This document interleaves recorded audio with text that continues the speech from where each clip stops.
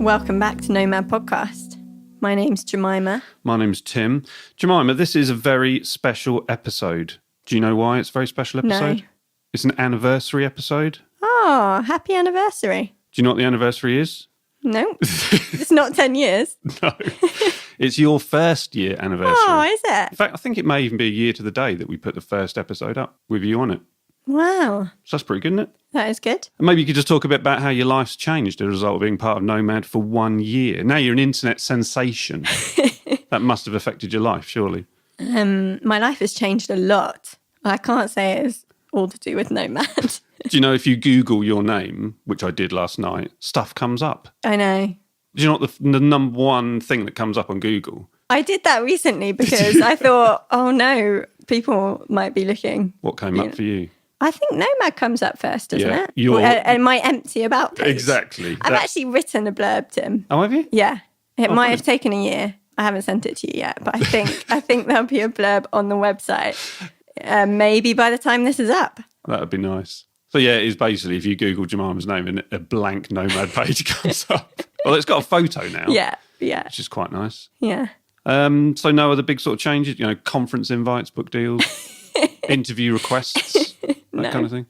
No. I got asked to speak at a conference. I got asked to do like a little fringe event at a conference about Nomad, and I was asked to repeat it. First one, I think 7 people turned up.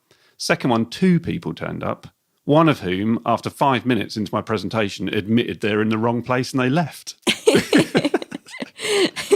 And Your celebrity status hasn't quite reached that level yet. I thought respect. Because if that had been me, I'd have sat all the way through that thinking I'm in the wrong place. But to actually stand up and say, oh no, I'm really sorry, I don't want to be here, and then to leave. So that's how that's the fame that Nomad's brought me. Yeah. So you can just brace yourself for that, Jemima, because it's coming. But I'll take this opportunity, Jemima, for thanking you for your year's service. From the beloved listener's perspective, this might seem quite simple, mightn't it? Just getting together to record a little chat, but doing the book club and preparing and travelling and recording, it is hours and hours and hours of work, isn't it? So we are very thankful. On behalf of the beloved listener, thank you. And you don't get much back, do you, for doing Nomad? So I've got you a little gift. Oh. It is little. Let me see if I can get these across to you without ripping all my wires out.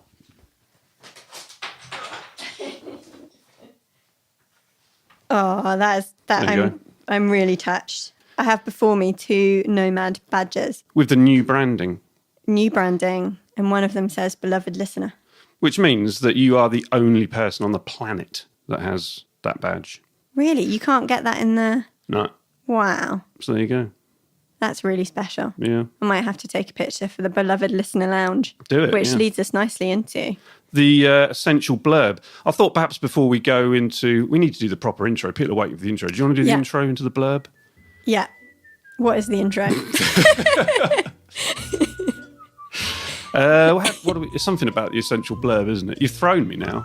I thought it was just the wrap up afterwards, and this beloved listener is your essential blurb. Oh, we start off by talking a little bit about what's coming up, and then I say, but before all that, beloved listener, here is all your essential blurb. I hadn't picked up on that pattern, sorry. Carry on. Let's just do the essential blurb. David's album should be out now. I mean, these artistic types, it's hard to tell, isn't it? But he said May, so it should be out now. So have a look on iTunes and on his Bandcamp site.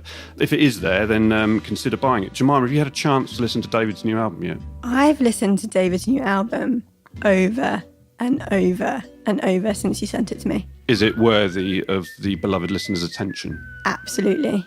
It's not just some good music, it's an experience. So buy David's album, and also he's doing a lounge tour as well, which is coming together quite nicely, I believe.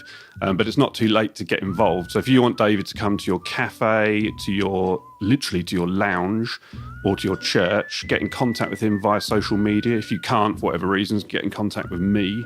Could be a good opportunity for a little mini gathering, I'm thinking as well. Like if David's coming to your city, get a few listeners together. It's a good opportunity to connect with some local listeners.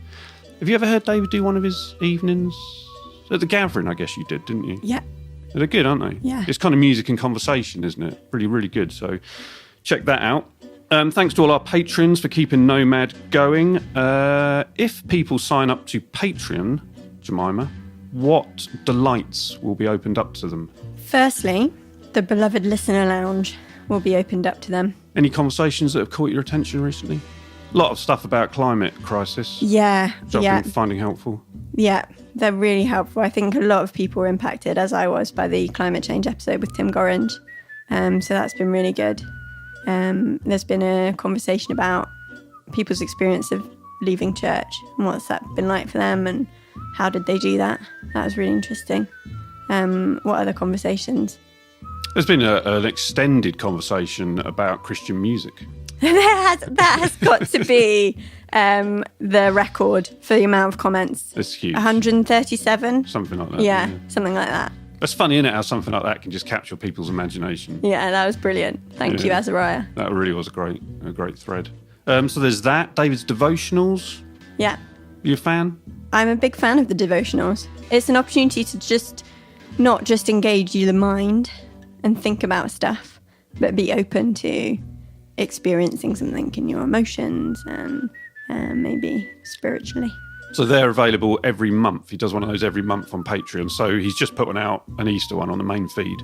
So if you don't know what we're talking about, you can listen to one if you like it. Sign up with Patreon and he puts one out every month. You can use them with groups. Yes, yeah. I don't know whether people do, actually. I know people use episodes in the groups. Let us know if you use the devotionals in the groups. I'd be very interested to know. Book club, how's that going? Book clubs had a bit of a moment of self-reflection and change. Bit of a rejig. Yeah, bit of format. a rejig. So I think we're going to go through books a bit more quickly, a bit less structured, and just have it as a platform to chat about the books that we're reading. Very good. And of course, if you sign up to the book club, you get a Nomad mug as well. Yes. And access to an exciting Nomad merch store. So if any of that interests you, or if you just want to support Nomad, because Nomad is listener supported, this wouldn't happen if listeners didn't help us pay the bills, go to patreon.com/Nomad podcast, or just go to the support page on the website and you can give through PayPal as well, in sterling or dollars or whatever. Listener map is still there. There's quite likely a fellow Nomad just round the corner from you, so sign up to the listener map and see. You've met up with some listeners in Cardiff, haven't you? Yeah. Nice people? Really nice people. Are you just saying that because they're probably listening, or No, I count them as friends. Yeah. is that just because you moved to a new city and you didn't know anyone else, so your standards were quite low? No. I feel really. I feel like it's fast forwarded my meeting of people that I really connect with, on lots of different levels, and feel really thankful that I was able to meet those people immediately. Nice. Yeah. And don't forget the blog as well. Nomad's not just a podcast. There's some blogging going on as well, and listeners are sharing their stories, which I'm really enjoying. I really like reading listener stories. So check out the blog, go to the website for that. And that, beloved listener, is all your essential blurb. So Natalie Collins recently visited the Nomad Garden office for a chat about patriarchy. She, Jemima, I don't know if you're aware of this, is a gender justice specialist. Wow. That's quite an interesting title, isn't it? That would surely provoke conversation at a dinner party, wouldn't it? If someone said, "What do you do?" "I'm a gender justice specialist." Yeah. When you were an accountant, did that lead on naturally onto conversations at dinner parties? Or was that kind of one of those? That was a really quick end to conversations. I bet people wanted free advice though, didn't they? I certainly You did. I did. I've actually got a question to ask you this lunchtime. No, mostly it just led to a bit of like looking at the floor, looking around and trying to move things on. See, I was convinced when I got a job in the church that would lead to interesting conversations, but it never did. No. So I worked for a local Methodist church for 5 years, and whenever I told someone that I worked for the church, this is no exaggeration, no one ever asked a follow-up question, not once.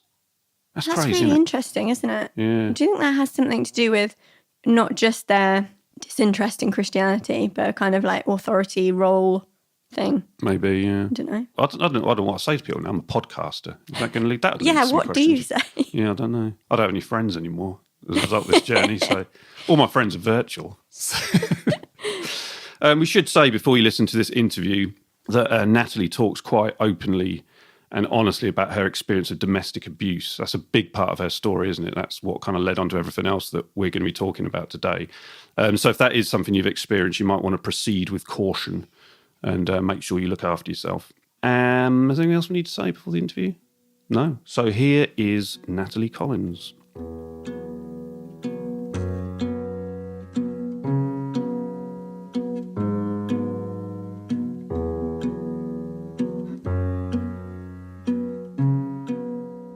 So, Natalie, welcome to Nomad Podcast. Thank you. Can you tell us a little bit about the faith that you inherited and how what it meant to be a man and a woman was kind of understood and explained in that context? So I grew up in a conservative Christian family so my parents became Christians after they met each other. They'd left their previous partners for each other and became Christians. And so we grew up in this faith that was very committed to God providing for us, but very suspicious of the charismatic world. My parents had seen the terrible side of the Toronto blessing, for those who are old enough to remember it. And so there was this huge suspicion around spiritual gifts, but at the same time, this understanding that God was very involved in our lives. So it's quite an odd thing to kind of grow up with this, very convinced that God worked, but didn't that tongues was just weird and it was all that stuff was just weird and we should not go near that. So grew up in that faith with two parents. My dad was the full-time wage earner. My mum was full-time at home. They very much had very traditional roles. Interestingly though, and I don't know whether I really want to admit this, but my dad won a Daily Mail award for New Man of the 90s, which my mum had entered him into, because he was because he's quite a sensitive guy. He has long hair and plays musical instruments and that kind of stuff. So my dad didn't necessarily fit the kind of stereotype of masculine stereotypes, but actually in terms of the way their relationship worked and that my mum was full-time at home, I very much learned that men and women had very distinct roles. My mum never learned to drive because my dad was like, you don't need to learn to drive. I can take you anywhere you want to go. And so I just didn't think women really needed to learn to drive. And I'm 34. So this was the 1990s, not Saudi Arabia. But I was just oh, well, women don't really need to know how to drive. So it's interesting how much you pick up just from that context. And then our faith kind of community, we were in a low Church of England church. So we did have a ordained woman within the church at one point. But I think overall, the learning that I got around what it meant to be a man or a woman in the church was that generally men did the important jobs in terms of, not the jobs actually that are most important, making the tea and coffee and the things that keep the church going, but the things that we value most highly. So doing the talking and the preaching and that kind of stuff. And were you aware that girls were being treated differently to boys? Were there kind of different expectations even at a young age? It isn't something that at the time I would have been very aware of. So I didn't really grow up looking at myself and thinking, oh, as a girl, this is the way things are. I think that's the way that very implicit messaging works. But I think now as an adult looking back, there was definitely a presumption to some degree that the things that boys and girls would do and the expectations we'd have of them would be different. However, I think in some ways it's a lot worse now. So the amount of gendered clothing and toys and stuff, that has proliferated dramatically. I blame capitalism. I mean, we could probably blame most things on capitalism, but the kind of consumeristic nature of, kind of these toys and clothing brands going, oh, we could make people buy 2 sets of everything. And so I think the amount of oppressive messages about what it means to be a boy or a girl are much worse today in that sense. But actually, I think I did grow up with this idea that being a girl, I wouldn't need to necessarily learn to drive. And I think it was most pronounced when I then met the person who is now my ex-husband. But it was when I've entered my first adult-ish relationship at 17 that actually what I thought was normal and what I thought was acceptable and how I thought I should relate to him and what it meant to forgive him and submission and all those things that actually then started to play out in very problematic ways that maybe if I hadn't have met somebody who was abusive, that my first husband was abusive, then it might not have ever been something that was massively an issue. So I might have been quite happy to be a stay-at-home mum, who knows? But actually that meeting him meant that all these really toxic, problematic messages became much, much more damaging. Can you unpack that a little bit more then? Because it'd be easy just when we're talking about theology just to focus on gender, but were there other sort of aspects of the theology that would potentially have made you vulnerable to an abusive relationship? Yeah, so when I talk about domestic abuse, particularly with Christians, I talk about there being 3 elements to the theology we need to consider. So we need to think about what our theology of power is, what our theology of gender is, and what our theology of relationships are. Because domestic abuse and all abuse is fundamentally about somebody trying to have power and control over another person. And so we've got to think about, how do we understand power to be, and what should power look like before we even go on to look at gender? Because actually most of the stuff when we talk about gender is about who holds the power, really. So looking at power, I would say Philippians 2, where Jesus didn't aspire to be equal with God, but took the model of a servant, and kenosis, and that death to self, and giving up of power, which actually is a really important thing, but can be used quite problematically and toxically with women, to expect women to give up more power when they don't have power. So I think overall my view in terms of when we talk about power and women is that we can't give ourselves up until we own ourselves. And actually women, particularly in a way that men rarely experience to the same degree, are constantly socialized to not own themselves. So actually we've got to own ourselves before we can give ourselves up. So that's some of the stuff I would say about power. Then how we understand gender. So looking at things like headship and submission absolutely is very important. Looking at things like, if people think Genesis 3:16, where it says your desire for is for your husband and he will rule over you, people have presumed that that's about God pronouncing that men should be in dominance over women, and an egalitarian position would be saying, well, no, it's about consequences of sin. It's not about God's best plan, etc., etc. So yeah, so there's stuff about gender. And then the other stuff that I would talk about in terms of relationships. So forgiveness is a massive, massive problem if we end up in a relationship with an abuser, because that forgiveness is used as a way of us denying the reality of what we're going through. So much of Christian perspectives on forgiveness are about denial. Jesus says we should count the cost before we follow him. And I think, counting the cost around forgiveness is really important, that unless we have fully acknowledged what someone has done to us, we're not really in a position to go in that journey of forgiveness. And it can be a lifelong journey, because somebody can hurt us in lots and lots of ways. And it's only as we start to unpack that and maybe go through therapy, or, a decade or 20 years in the future, and we're like, oh, this is another way this person's hurt me. And so we have to go back through that journey of forgiveness.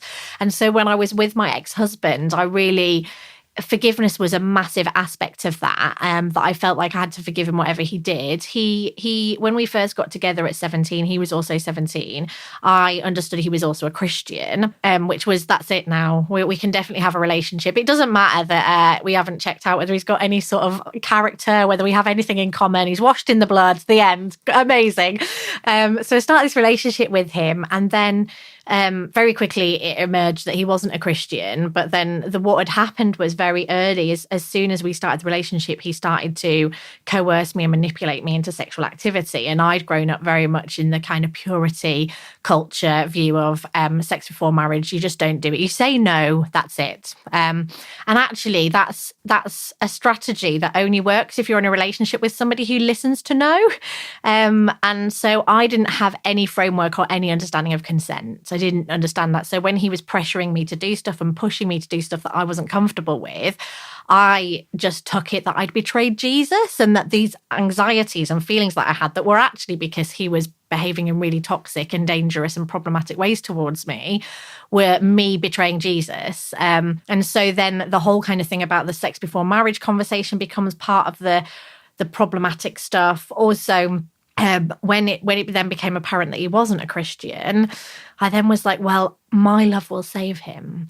If I love him enough, then I can bring him to Jesus, and then he will be saved. So when we'd been together a little while, a few weeks, and he'd already manipulated me into sleeping with him at this point. So I slept with him, and then I was like, right, I've got to marry him now. That's the only way to make this right. I'm 17, I've known him for 2 weeks, and that's it. I've got to marry him. That was my understanding, because marriage and sex are the same thing, aren't they? And so was in this kind of place where I'm like, right, now I've got to marry him. And then he sat me down and told me that he was a terrible person and that he would treat me really badly. And rather than like running away screaming, I was like, oh, he's so honest. This is acknowledging our sin is the first step to transformation. I can bring him, Jesus. If I just love him and forgive him enough, then he will discover Jesus, and then he will have a transformed life. And then the fact that I've made this, what I saw at the time as a decision to sleep with him, which wasn't a decision, I didn't have any choice in the matter. will then all be redeemed. And so ended up then he wouldn't use contraception, and I'd be I was really disadvantaged. I grew up in Christian culture, which doesn't talk about like safe sex in any regard. Then I went to a Catholic secondary school which doesn't teach contraception. And then my parents read the Daily Mail, and my mum thought the pill would give me cancer. So if anybody was in a position to likely be a teenage parent, I was in that category. And so at 17, just before I turned 18, I found out I was pregnant. And so then I was like, well, now I've got to marry him because that's the way things are. And so all of that was part of it. It's not as simple as going, oh, it's about gender. And if my views about gender had been different, everything would have been different, because it's all the very core messages: forgiveness, how is somebody saved and brought to Jesus, and redemption narratives. All of that stuff played into it as well. So how did that relationship develop? He basically began to what is termed as love bombing. So people may or may not have heard of that term. And it's used, actually, there's another place that it's used with a child psychologist who talks about how we can overwhelm our kids with love in a positive way. So people might have heard it if they've gone down that parenting route of that stuff. But the term love bombing refers to the way that when we meet a new partner, that partner may be overly intense, overwhelm our time, want to spend all their time with us, want to know everything about us, try and get as many of our secrets out of us as they can, try to isolate us from people as quickly as possible, because then they've got us all to themselves, and then it's much easier to control us because they've stripped us of all the things that might give us the capacity to have a more measured decision-making process. And so very quickly, within 2 weeks of starting a relationship with him, he'd manipulate me into sleeping with him. I very quickly became disconnected from a lot of my friends. He encouraged me to do things that my parents wouldn't allow me to do. I think one of the things I would say, that some of the times I'm asked, how do you know that your teenager's being subjected to abuse? And I would never give a list of signs, because inevitably the one time that you give a list of signs, none of them will be on there. And someone's like, oh, it's a relief. And actually somebody could be being really abusive to that teenager. But one of the things I would say to look out for is if a teenager's rebellion is very much happens at the same time as them starting a new relationship. And those two things seem to coincide very clearly together, to be asking questions about, are they being motivated by their own kind of teenage rebellion motivation? Or is it that their boyfriend, as it generally is a boyfriend, is pushing them or coercing them into rejecting what their parents want for them? Because that's one of the big tactics of any abuser, is to isolate people from their friends and family or anybody who gives them strength. So as that relationship became more and more abusive, and I guess this is a question that only someone who hasn't been abused would ask, why didn't you leave? Yeah, so that is the question that is asked. And I would say it's not the relationship that became abusive. It was him that became abusive. So I never use the term abusive relationship, because actually a relationship isn't abusive. A person is abusive. And often the way we talk about abuse is about we try to avoid locating it with the agent. So we don't talk about abusive partners. We talk about abusive relationships, because we feel more comfortable with labeling this amorphous thing abusive than a person. So why didn't I leave? And I've been asked this a lot of times, and I think there's a few reasons. The first is, if I could have left, I would have left. We all do the best we can when we're in a relationship with someone who's abusive. The love bombing tactics leave us stripped of our relationships. They leave us stripped of our time and capacity to think. When somebody is abusive, there's various tactics they will use to control us. That will include isolating us, exhausting us, so wanting to have talk to us very late into the night, wanting us to do lots and lots of tasks for them. They will also humiliate us and degrade us. And nobody starts by being abusive in a way that can be perceived on the first time you meet them. It's very gradual. And so actually by the time we are being humiliated or degraded in a way that actually we'd think we need to be out of this, we're already so far in, and we've already lost all our friends. We've already lost all the things that would give us any perspective. And so we feel very stuck, because they will strip us of our value and sense confidence that we're good enough. And so there is a lot about why we don't leave is actually about how the abuser is treating us. It's not actually about us and our ability to make decisions. It's about the way somebody is stopping us from leaving and making us dependent. So I was pregnant within 6 months, and then I was pregnant in 2002, 2003. And it was at the time where the Daily Mail was on its big campaign against single mothers. I mean, there's still a bit of a campaign, but it's not as bad. But at the time, I was like, when I was pregnant, I was like, I don't want to be one of those awful teenage mothers. I mean, there aren't any awful teenage mothers. Like, it just doesn't exist in the way that you think. But actually, as a 17-year-old, I was like, the one thing that makes me different to that stereotype is the fact that I'm still in the relationship with the father of this child. And I can point to that and go, no, but we're getting married or we're married. And so the social pressures to conform and to fit is also part of it. So it's part, firstly, about his behavior towards me. Secondly, about the societal expectations and pressures and the need to try and conform in ways that mean that I'm not going to be judged. And then also, when we are with somebody who's abusive, so understanding the physiology of trauma is quite useful in terms of understanding this. So when one of the things that we're primarily designed for as human beings is for attachment. Attachment theory is slightly problematic in that it's usually used to blame mothers for everything, which makes it slightly misogynistic. But actually, if you can step past that and accept that when we're born as babies, and the only way we'll survive is if we attach to another human being, and that person, that mother or father, can look after us, or other human being who will care for us. And so we need to maintain attachment. And so even when we get into adulthood, if we are put in a situation of threat, our primary need will not be for safety. So you look at Maslow's hierarchy of needs and you go, okay, so if somebody's threatened, they'll go for the bottom tier. That's not what happens when we are threatened. The first thing we will do is seek attachment. And so when we're being abused by somebody, that need for attachment isn't able to distinguish and go, oh, right, I should only search for attachment among people who are safe. And this person is actually the threat, and so I shouldn't attach to them.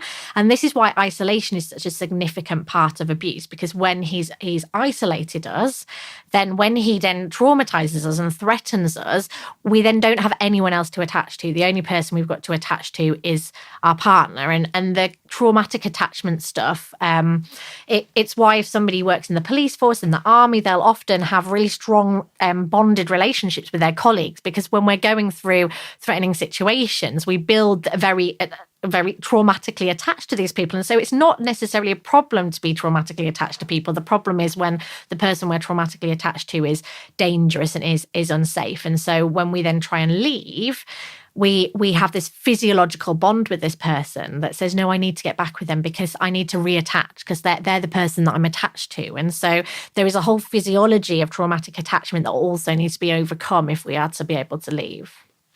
So having said all that, how did you finally get free?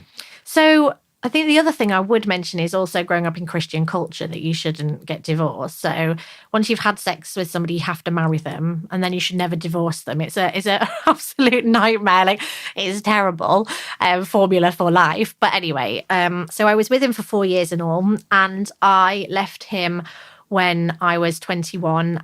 He assaulted me, and my son was born 3 months premature. And so he got transferred to a hospital. We lived in the north of England at the time, and we ended up moving up to, he was in hospital in Middlesbrough. And so that was an hour from where we were from. And so that enabled me to successfully separate from him, because suddenly I had to be an hour in a physically different place for an hour away. And so I had a 2.5-year-old, and my son was 3 months premature. He was 2 pounds 6 ounces when he was born. He was just tiny. He ended up being in a hospital for 5 months. And so when I was in hospital with him, with my 2.5-year-old, I was 21 at this point, every day I was going in to visit him and, having to express milk for him and living this very, very crazy existence. We lived in the hospital with him. Thankfully, we were able to stay in the hospital. And every day I was constantly aware that he was suffering this. He was going through all this because of what my then husband had done to me. And I was just, at that point, I decided to report him to the police for assaulting me. And so, so then we ended up going through a court case, in a Crown Court case as well. So I was in hospital with this premature baby, toddler, going through a Crown Court case, also getting divorced, also had to move all my stuff out of the house that we'd shared because we were living in hospital, so I was essentially homeless. And so it was in that space that I met God for real. Like, I guess I'd always known God, but it was living in a hospital in this situation where I'd literally been stripped of everything. It couldn't really have got any worse. And actually, after living for 4 years with somebody who spent every moment trying to destroy me, being in a hospital in this situation, I was like, actually, I would rather give everything to this God who is everything than be in a situation where I'm doing this by myself. And so at that point chose to say, yeah, if I'm going to choose to pray for your will to be done. And from then on, my son's now 13. So since then, I've always prayed God's will be done. And so it was as a result of that, this very dramatic circumstances, which required me to be removed from him physically. And then, and that was what broke the traumatic attachment, really, this physical having to be in a different place, that I didn't have any choice about it. And then seeing that he'd hurt someone else. And with, I've worked with lots and lots of women over the last decades. And it's the one thing that is almost a universal experience, that he can do whatever he wants to me. But when he hurts my children, or when he hurts my mother, there was one woman I know, and she left when he assaulted her mother, and that was it. Decades, and she left. And so it was seeing how he'd hurt somebody else, this tiny, tiny baby, that was what was then the drive to say, no, I'm gonna leave. And actually it didn't end. It wasn't just a simple, I wish it was like a happily ever after. He was convicted, he went to prison, the end. And that's not what happened, because even though I'd gone on this journey, I'd realized that I'd chosen to separate from him. I'd reported him to the police. When the police charged him, they rang me and they said, are you happy for us to give him bail? Do you feel he's a risk to you? And I was like, no, of course he's not a risk to me. He's my husband. I love him.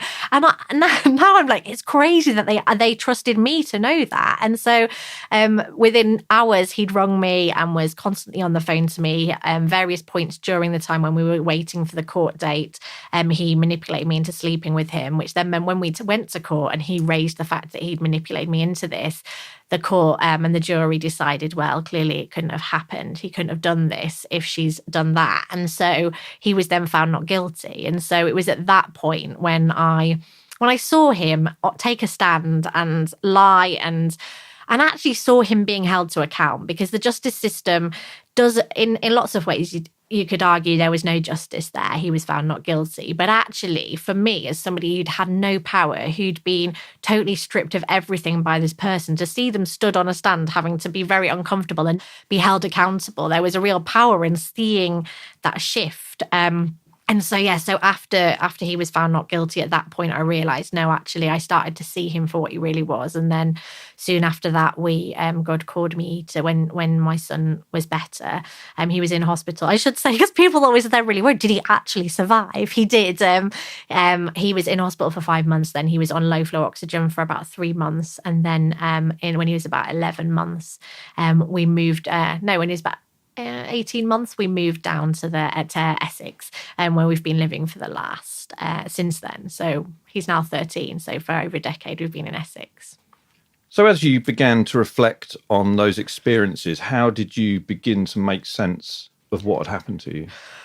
So I discovered this God who was just everything, and I'd lost everything and met this God that I'd been told about and had grown up knowing about, but discovered for myself that he would actually speak to me and tell me stuff. And so it was through realizing that God sustained me, like this, there's, that kind of critique of Christianity is that God is a crutch. And I'm like, no, like God's literally the reason I'm breathing.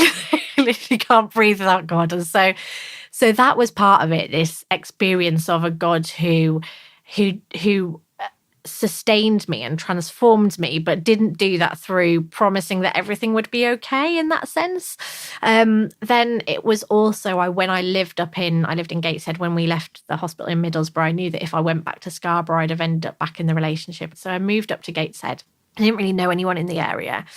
And I went on this program for women who'd been subjected to abuse. The health visitor that I had at the time recommended it because I was going through this court case with my soon-to-be ex-husband. And clearly she was like, oh, this course would be good for her. And I was like, when she said it was for women who'd been subjected to abuse by a partner, I was like, oh, no, it's not for me. I don't need a course like that. But they offered free childcare. And I was like living in a place where I didn't know any of the nearest person that I knew well was like 2 hours away. And I was like, free 2 hours without small children. That would be amazing. So I went to this course thinking, well, maybe I'll make some friends and I'll have a couple of hours child free. And it transformed my understanding of my situation because it was the first time that I would have labelled what had been done to me and what my ex-husband had been like as abuse. And I think it's one of the big challenges that we have around this issue is people presume that somebody will self-identify that their partner is abusive or that what's going on in their situation is abusive. And we just don't. Nobody, very rarely will anyone self-identify that what's going on is abuse. And so that then started me on a journey of working out well, this is abuse. What does that mean if this is abuse? What do I need to learn? And so I discovered that abuse was about power and control. And it made suddenly all my experiences, all that had been done to me started to make sense as I started to read and learn about domestic abuse. And it was then that I discovered feminism, that my mum and dad were very anti-feminist because they all killed the babies. My parents were very involved in the pro-life movement. So abortion was the thing. And so I was like, oh, feminism is baby killing. And so then went on this course that was like, well, actually, the best way to understand the perpetration of abuse is by understanding feminism and understanding the idea of this thing called patriarchy, where male domination is, and I now use the language of principality and power as a result of Walter Wink's work, but at the time that this idea that there is something around how men are socialized, which means that a significant proportion of them will choose to use violence in relationships. And before I went on this journey, I thought that my ex-husband couldn't help himself. It wasn't something he had any control over. He was just, beholden to these toxic behaviors. And then I discovered that no, he was making a choice and he was benefiting from it. There were so many benefits to being abusive. He got what he wanted all the time. He got somebody who did everything for him, all of that stuff. He had the status of being a good father and a good husband without actually having to do any of that stuff. And so it was through discovering a feminist analysis of male violence that I started to be able to really make sense of what I'd been through. And then from there, discovered feminism more generally. So I always kind of describe it that Jesus saved my life and feminism made sense of my life, which isn't the usual thing most people say. And then through a series of God calling me into these spaces, I started to work on the issues. And it was a combination of all those things together. So you mentioned the fact that we live in a patriarchal society. Can you describe that society and how that creates this culture where men have this sense of entitlement, of control, of ownership over women? So, it's very difficult to establish when did patriarchy start? And there are some feminist theories, and there's not as many now because it's proven not true. But there was Mary Daly in her time very much argued that there used to be a matriarchy and there was a goddess and it was all beautiful and then the men took over. There's just no evidence that we used to be a matriarchy and became a patriarchy. But actually what is suggested from anthropology, and as far as we understand, it wasn't until human beings started accruing possessions and accruing wealth that patriarchy began. And it was in the accruing of possessions that men realised that they wanted their possessions to go to someone they could guarantee was their child. And because obviously the only way they could work that out was to make sure that women were controlled in a way that they weren't going to be having sex with anyone else. So partly about that, and also that women became part of those possessions. They become part of the commodity. So the first slaves, as far as we understand it historically, were women, and that it was about women became a commodity. And so at that point, and I think, the women physically are vulnerable in terms of we are physically weaker, not always, but the most of the time. And the fact that we do carry children, which, the more pregnant you get, the harder it is to resist or do much, because you've got like a massive whale-sized belly. And so I think a lot of that meant that women are incredibly vulnerable to control and power, and men realized we can control women. We can use these as part of our wealth and our status. And so that's how this stuff started. It, again, could we call it capitalism back then? I don't know what it would be called, but this idea of accruing wealth, that's where it comes from. And so in terms of what we see today, globally, it's impossible to argue that patriarchy doesn't exist. It is impossible. Every society, every country in the world has a disparity in terms of power, and in terms of men having more of it than women. And what we also see is, so I was once asked by a Christian media person saying, oh, how far behind the rest of the world is the church in terms of women's rights? And I was like, no, it's not a forward-facing trajectory. It's not like we go, well, we're in the 70s and they're in the 90s. Actually, there are things in the church that are actually more liberative for women than in the world. And there are things, so if we look at the hypersexualized nature and we look at the pornography industry and we look at that sort of stuff and we say, well, the world hasn't moved forward. So what's happened is patriarchy shifts. We have men controlling women in some countries through making them cover up, and the only thing we can see is their eyes. And then in other countries, we have contexts where men strip women naked and they control them through them being pornified and objectified and exploited. And so do you go, well, which one of those they're both patriarchy? It just looks different wherever you go. Is there a connection between how patriarchal a society is and the levels of violence against women? So it's a complicated one. I think generally you could argue that. So where women don't have land rights, where women don't have legal rights. There's about 20 countries in the world where it's not illegal for a man to rape his wife. In the UK, it only became illegal in 1991. So until then, men could rape their wives. And until the early 90s, and this was thanks to feminist campaigners and people like Jill Soward, who campaigned as a Christian as well about this, and that in a court, the jury were in a rape case. The jury had to be warned that women lie about rape before they were allowed to go and deliberate. So things have only just started to shift. But yes, definitely, the more legal rights that women have, the more protections that we have. But actually, it doesn't change things dramatically, because in the UK, 25% of women will be subjected to abuse by a partner, even though it's illegal, and even though we have generally equal rights. So yes, there is the amount of physical and sexual violence you would see in a country where women don't have as many legal rights would be greater, but that's not to say that legal rights in and of themselves just eradicate it. But if this system of patriarchy is so prevalent and so invasive, why are most men not abusive? So Lundy Bancroft, who's a theorist around domestic abuse, he says about 10 to 20% of men are abusive would be his kind of figure. So people sometimes are really horrified that it's so high, but it's like, no, but we have 80, 90 to 90% of men who are not. And so I think some of the things that I think are worth thinking about is that there are protective factors that can be in a boy's life that can help him to grow up to not be abusive.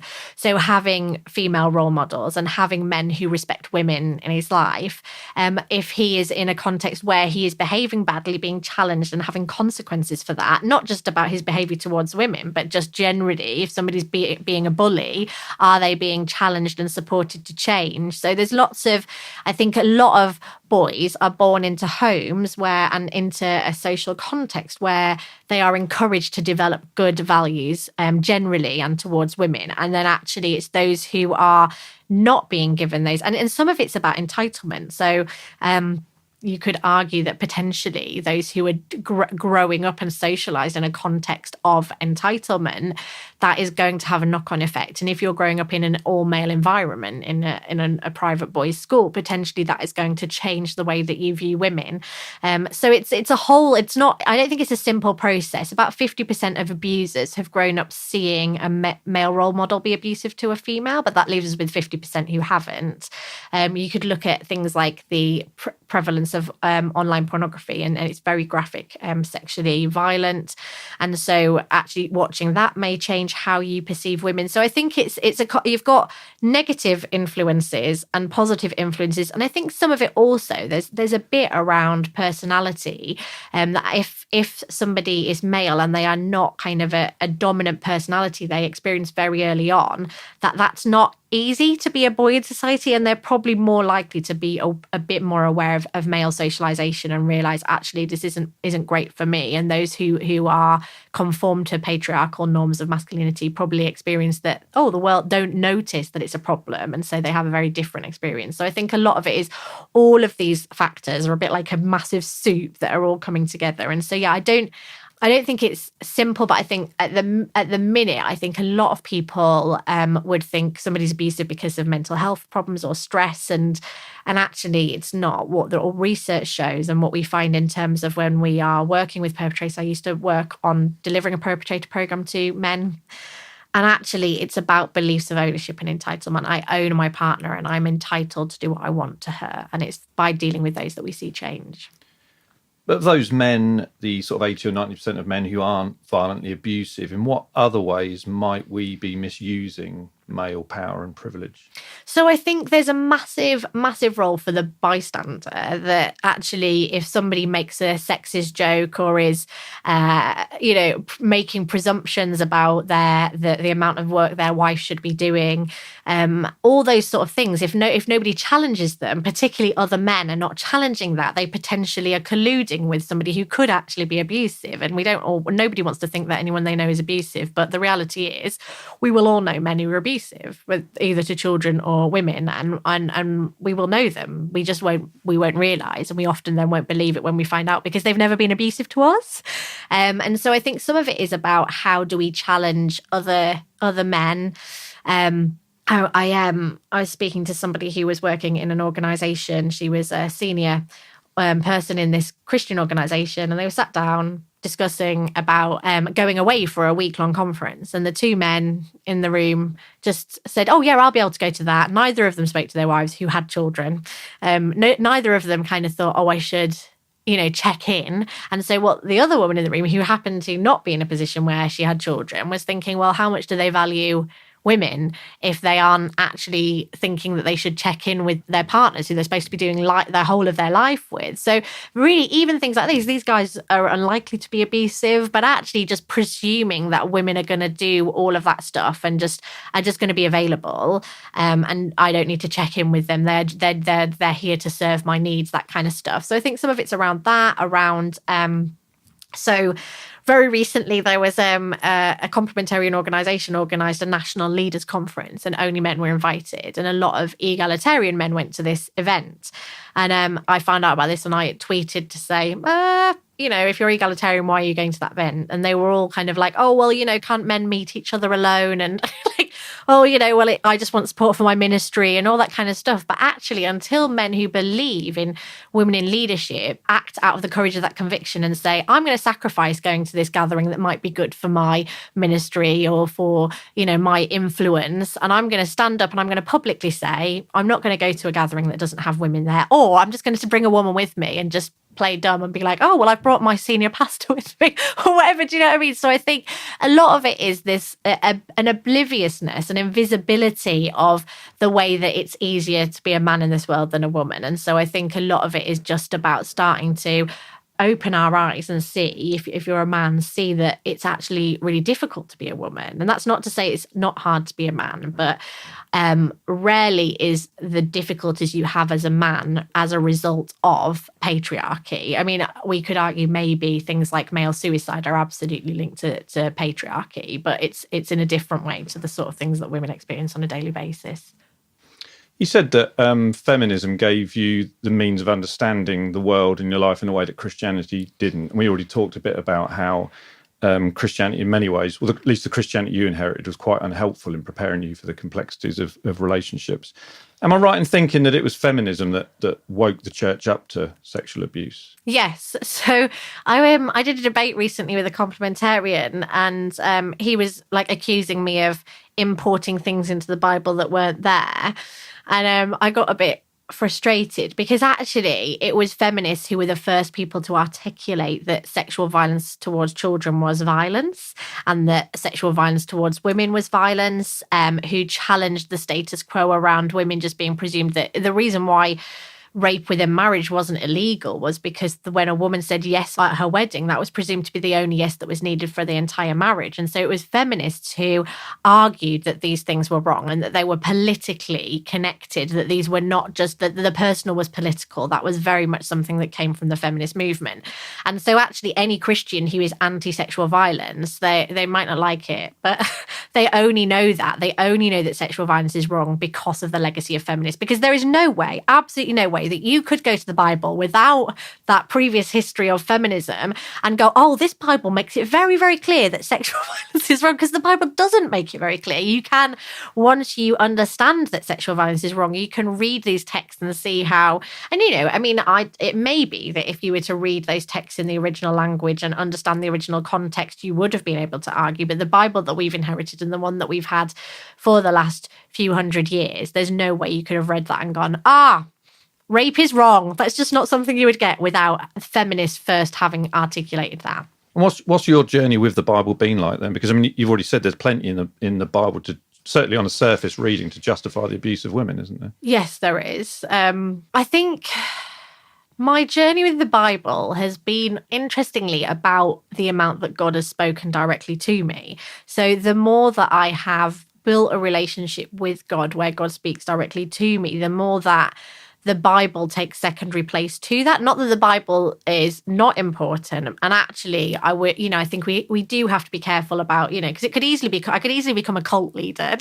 Like, God has told me. So I think that it always has to be grounded in, is there a way to see that Scripture offers the things that I feel God is saying to me and offers that. So when God said to me about being obedient, and it was all really about death to self and dying to my expectations. And you can see that in the Bible, but I hadn't ever grown up hearing that. And so I think for me, my relationship with the Bible has been about that. And a lot of it is there's something about mystery and tension. So holding in tension the fact that, I think one of the worst bits in the Bible is the test of an unfaithful wife in Numbers. It is just awful.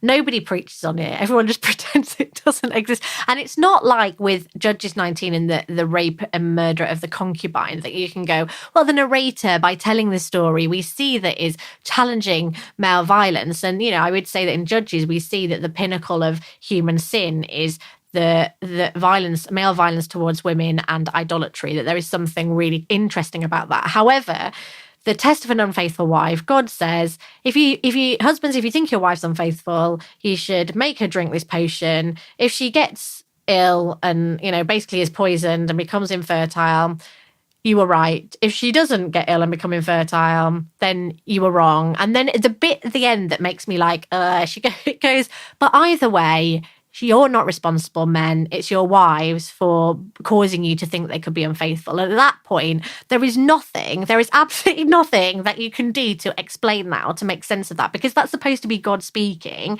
And so that I don't believe we should take bits out that we don't like, because I think we have a canon and that canon exists. But when it comes to passages like that, I just think I cannot explain it this side of eternity.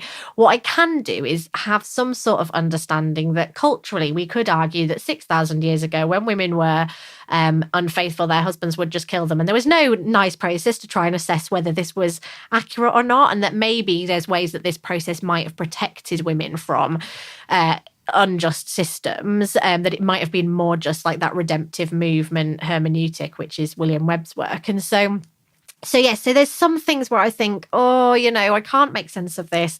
And so it has to just be sat in tension. And then there's other things where I think, absolutely, this is so transformative for a culture. So there's certain things that I think where the Bible can offer that is so far ahead of where culture is, where modernity has brought us, even where postmodernism has brought us. And there's things that we can really, that are so profound and important within the Bible. It's not a case of throwing out that or not reading it, but I try and read through the Bible as often as I can. And so for me, it's just about those things that feel uncomfortable. It's sitting with them and saying to God, how do I find a way to still love you when it seems like you're victim blaming quite atrociously here? And just actually what I always come back to is my experience of God has been entirely liberating. And God has called me into a place of seeking to communicate God's liberation for women. And so if God's called me to that, and this passage is not liberating for women, I'm not going to throw it out. I'm going to just hold that and hope that someday it'll get explained like dinosaurs and whether Adam and Eve had belly buttons. What about the idea of God being a man? Is that something you've had to wrestle with?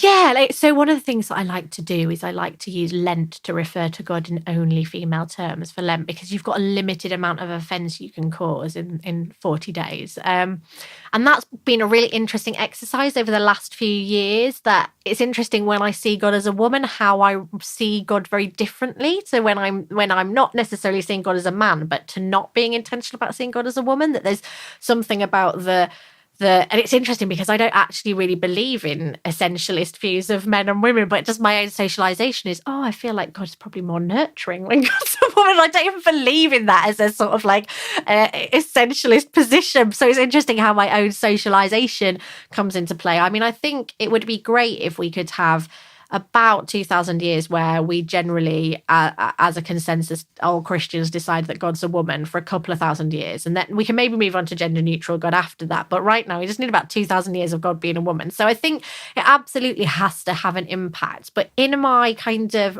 growth of relationship with God, like I don't see God as like a white man with a beard. I think once my experience has been that the more that I submit myself to God and make time and spend time with God, that God doesn't have a visual shape. It's just more this sense of love and of transformation and of God being with me and challenging me and speaking to me. But it's not like a male voice or a beard or any of that stuff. I think the more that we are in relationship with God, the more that God stops being made in our image and becomes much bigger than that. And so I think that, it's definitely been a challenge, but it's not something that's been insurmountable for me. We hear a lot today about, we hear the phrase toxic masculinity a lot. Do you think that masculinity can be redeemed, or should we instead just be concerned about what it means to be a good human? Do we need to sort of forget these binary categories of masculinity, femininity? I think I'm probably an abolitionist when it comes to masculinity rather than a redeeming masculinity. I think the problem is that sometimes some stuff has too much baggage to be redeemed. So there is that thing where John Piper is like, the one thing the egalitarians or the feminists can't answer is when my 6-year-old son says, what does it mean to be a boy mummy?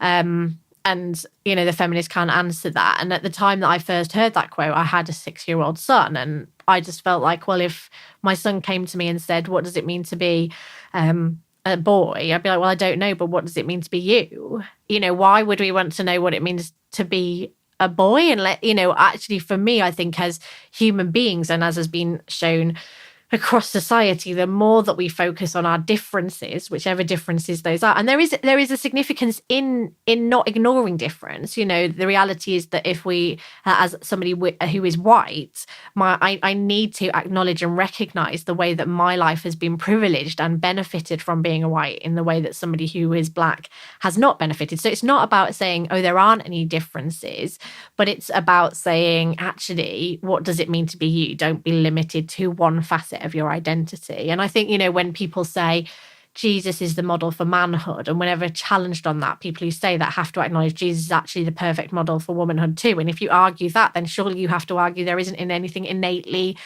about masculinity that we need to keep hold of. So one of the reasons why it's much more difficult for men to let go of that. So if you would say, like, what is femininity? Everyone would be like, meh. Femininity doesn't really have is much kind of like, nobody really uses language of femininity. I would never use the term femininity apart from making it sound like I like to bake cakes and skip or something. I don't know. So I think one of the reasons why masculinity is so fixed is because if we were to draw a box and we were to write all the characteristics of a man, like being virile and being strong and courageous and all of these things and stoic in the box. And we would say, what do we call men who don't fit in that box? And we'd say pussy or gay or fag or wimp. And what we find is that the worst thing that a man can be is feminine. But at the same time, men are supposed to have intimate relationships with the thing that's the worst thing they can possibly be, a woman.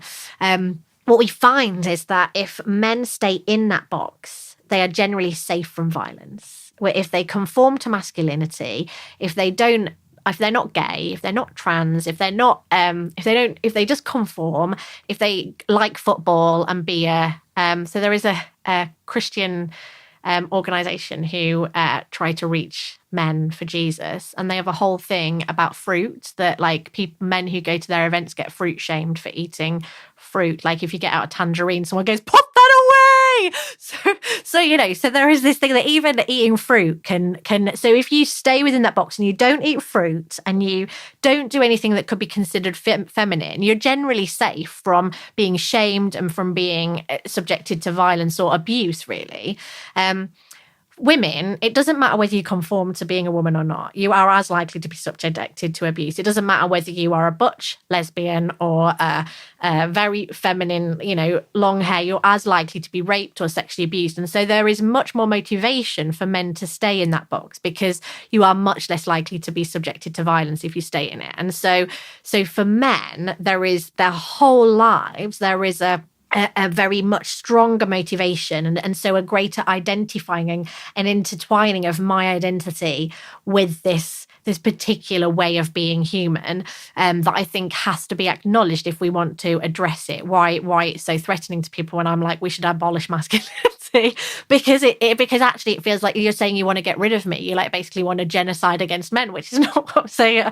I always say, joke and say, some of my best friends are men, but but essentially, like we need to recognize that what masculinity is not what all men are. Masculinity is the construct of how people conform to a particular way of being if they have a penis, generally. I love fruit. Do you? Well, Yeah. I mean, I would just be careful when you say that in Christian circles because Fruit salad is my favourite dessert. It genuinely is. This is you already on the way to abolishing masculinity right there. Every time you put a piece of tangerine in your mouth. Every time I order a fruit salad. You are like, but this is a vegetarian thing too, right? I know. I'm a vegan. Yeah, well, there you go. Like, there was this terrible advert that, what's the vegan charity called? Can't remember. Oh, there's a charity that's vegetarian and vegans, and I can't remember what it is, and they use loads of really misogynistic adverts.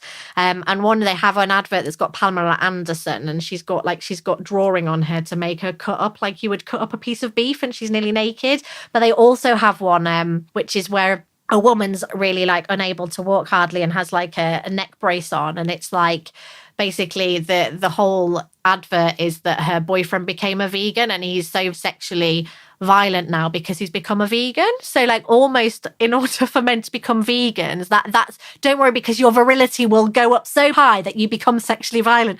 So but yeah, the whole thing about men being vegetarians that like if we don't men need to eat meat or or civilization will crumble, when actually it's the eating of meat which is really contributing quite significantly to civilization crumbling. But actually I mean maybe you haven't, but have you, I guess as a vegan and a man, have you experienced masculine kind of shaming? Yeah, I've had more. That's probably the most controversial lifestyle choice I've made. Like more than being a Christian. Yeah. So it is that anybody is a man and chooses to step outside of eating meat or, those kind of, I mean, it's just not healthy, is it? Like no wonder men die younger, but that actually the way that you then get shamed and in some ways tried to push you back into this box. So there's a guy that I was speaking at a conference with, and he talked about how he was in a changing room getting changed, and there was a guy there who was a solicitor who was going, oh, I just got this guy off who's beating his wife, and all these men around him like, oh yeah, go on then, and this guy who works on addressing male violence was saying, I knew I needed to challenge him, but I didn't know how clothed I needed to be before I did it. And then he said, what was the thing that stopped me? What was the thing that stopped me from wanting to challenge this other guy? And you know, some of the women in the room said violence. And he was like, no, this guy's not going to hit me. He's a lawyer. That's not what he's going to do. And it was actually that he was going to lose his man card, that he was going to lose this core part of his identity if he stood up and challenged another man.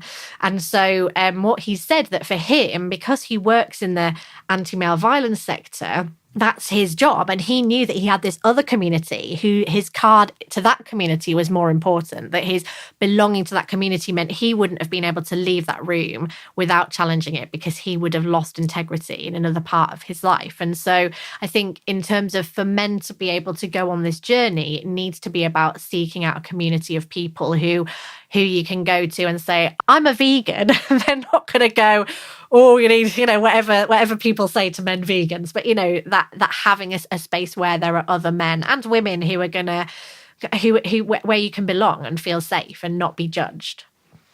So you said, just coming back to this idea again, that you said that it was feminism that helped you make sense of the world, and Christianity clearly has been problematic, and you know, the Bible can be quite problematic.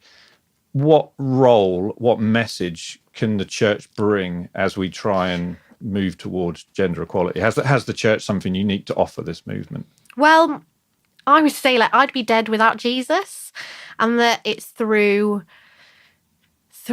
my experience of the Holy Spirit. And you know, when I first met my husband, the good one, I call him. I do say though, like, he's not getting any cookies. He's only like really amazing because the standard of manhood is so low, which I'm sure really pleases him. But essentially, when we first got together, and I was very, very unwell, I was incapacitated and suicidal at points, and really, really traumatized. And it was also like, it was only because of God that I became out of that place. So I think absolutely there is a need for the gospel, and Jesus and the Holy Spirit has a real part to play in enabling people to find healing and find transformation. I think also that the gospel has a load of really, really important stuff to say to men about death to self, about giving up power, about, you know, the pinnacle of being a Christian, the pinnacle of our outworking of our having the Holy Spirit in us is the fruits of the Spirit, which are all, if you read them all, kindness, patience, love, all of those things are things that you would generally ascribe to feminine characteristics if you were going to give them to a gender. And so there's so many things that the Bible and Christianity and Jesus offer to men to challenge masculinity and to challenge male violence, and to women in terms of liberation and empowerment for women, I think.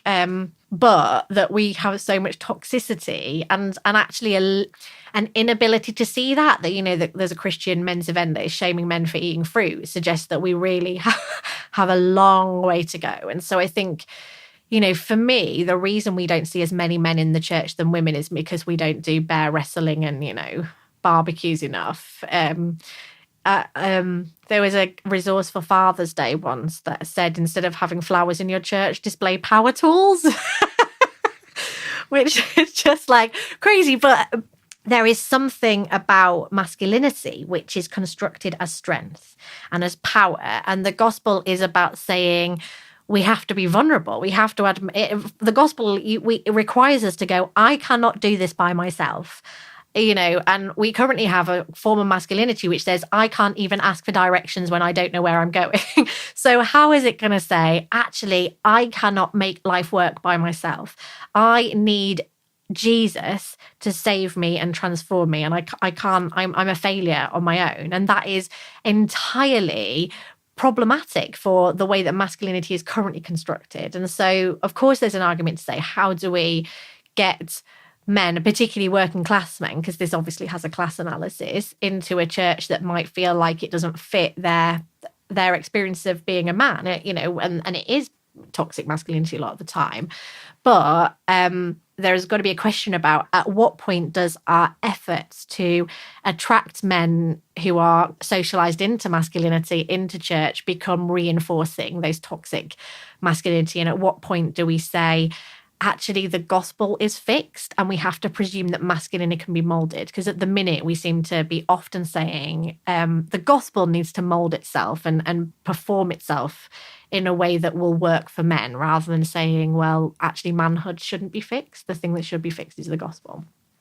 So you said that about 25% of women have experienced abuse. Be subjected to abuse by. So it's quite likely that someone listening to this is being triggered by listening to your story and the kind of things we're talking about. What would you say to someone who is starting to realise that they're being abused? I think one of the things that's really important for women, all women, one of the most radical things we can do is listen to our inner voice. So the things when we feel uncomfortable or we feel there's stuff that's not safe, is listening to that rather than ignoring it. When we start to be aware that our current partner or maybe a previous partner, suddenly somebody might be listening to this and going, actually, that sounds like my current partner, this kind of stuff around being controlled or being isolated or being humiliated or degraded or devalued or, having the children used against me or all of these kind of things, or being exhausted, all those things. Somebody might be going, oh my goodness, that's my current partner.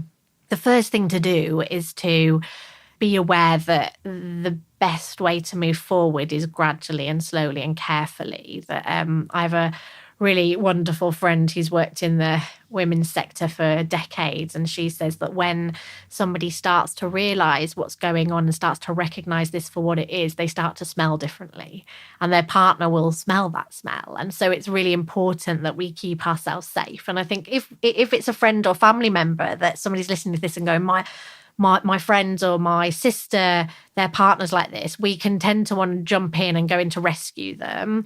And actually that can be quite dangerous. And we have to help people to learn more. So I think if somebody's listening to this and it's for them or for somebody they know, actually to get hold of resources, to read books, to Google stuff. If somebody's in a relationship with an abuser, they need to be aware that their partner may be monitoring their technology. So they might need to use someone else's phone or go to the library or something to access online stuff. Most areas in the country have a domestic abuse service. So contacting them and saying, I think this stuff is going on. A lot of those services will have programs like the one I went to, although because of cuts, there aren't the free childcare much anymore. But there will be resources. And I think finding people, if you do have people you can trust, to kind of say, to be a bit honest maybe about the things that you haven't really felt able to tell anybody, saying, there's things that my ex-husband did to me that I would have never told anyone because they would have just sounded too weird or too and there's a whole load of shame. But the only way that we can break shame is if we tell somebody about it, if we bring shame into the light by talking to people. So I think finding safe people, finding more information, and then if actually you're in a relationship with somebody or somebody's in a relationship, it's taking gradual steps to work out how you can move forward. I think a lot of the time when people start to realize their partner is abusive or is damaging them, there's a sense of thinking, well, I need to pray for him to change. I need to get him into counselling. And then when he's kicked off and done something and then he himself says, I'm going to go to counselling, we're like, oh, this is it. This is the thing he's going to change. Because what we really want is we don't want the relationship to end. We want him to change. We might have children with him. We might have been with him for decades. And what we don't want is we want him to go back to being that person that we fell in love with. We don't want to leave the relationship. But in reality, the only ways that are really effective in seeing somebody who's abusive change is going on a accredited perpetrator program, which are run around the UK. There's an organisation called Respect who run a helpline that people could Google, the Respect Perpetrator helpline, if they want to ring and find out a bit more about that. But I think it's about actually going on the journey of, instead of trying to just pray that he changes or something, it's actually about seeking to build up the strength and build up the knowledge to make decisions. And to one of the things that abuser does is they shut down as many options as possible. So we feel like the only way that our life can go forward is with them. That's the only thing we can do, even though it's terrible. I mean, I find it easier living in a hospital with a premature baby and a toddler than living with him. Like, absolutely, it was so much easier. But he told me for for years that I wouldn't survive without him, that I couldn't live without him. And so actually trying to open up some of those options that he's closed down for us. And if we've got a friend or family member, that's one of the best things we can do, is just say, do you remember that you wanted to do this with your life? Or what are the things that you want to do? What are the, what might you want to achieve? Or aren't you brilliant? When we've got a friend or family member who's been subjected to abuse, the best thing we can do is do the opposite of the abuser. So often we say the opposite. So he's saying you have to stay and we're saying you have to leave, but we're both doing the same thing. So when he's saying you're worthless, we need to say, do you know what? You are awesome. When he's saying you can't do anything, you need to stay in this house and your job is to look after me, we can say, do you know what? You've got so many skills. How can we find ways for you to use those skills? And finally, Natalie, do you see signs of hope? Do you feel hopeful in society and in the church that we're moving towards greater equality? Hope's an interesting one. I feel eternally hopeful because my own experience is one of total liberation. And so I'm hopeful because I know that I'm not unique. It's not like God chose me in the whole world and I'm the only person who can go on this journey to liberation. This is not unique. Anybody can have this. That's the amazing thing about grace. It's the amazing thing about Jesus, that this is open to all.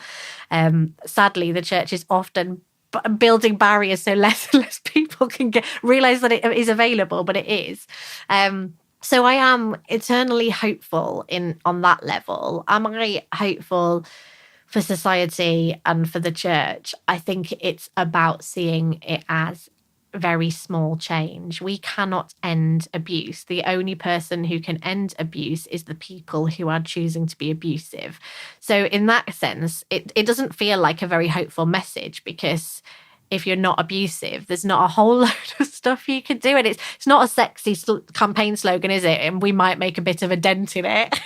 But that's the reality. It's about changing our model of success, changing our model of what is it that gives us hope. So on a very kind of practical level, if we've got a friend or family member who has a partner who's controlling or abusive, if our model of success is she leaves him and never speaks to him again, we might never see that success. But if we have a model of success which says she had a really good day today, or she stored a number in her phone that under a false name that she can ring if she's unsafe, or we've built a relationship with her kids. So I think if our expectation of hope is seeds being planted, then absolutely there is so much hope that we can plant seeds, and some of those will grow and some of them won't. The difficulty is that our job is not always going to be about seeing the fruit. It's about planting seeds of liberation, about telling the truth, about challenging toxic and problematic stuff. And, I once had an interaction with somebody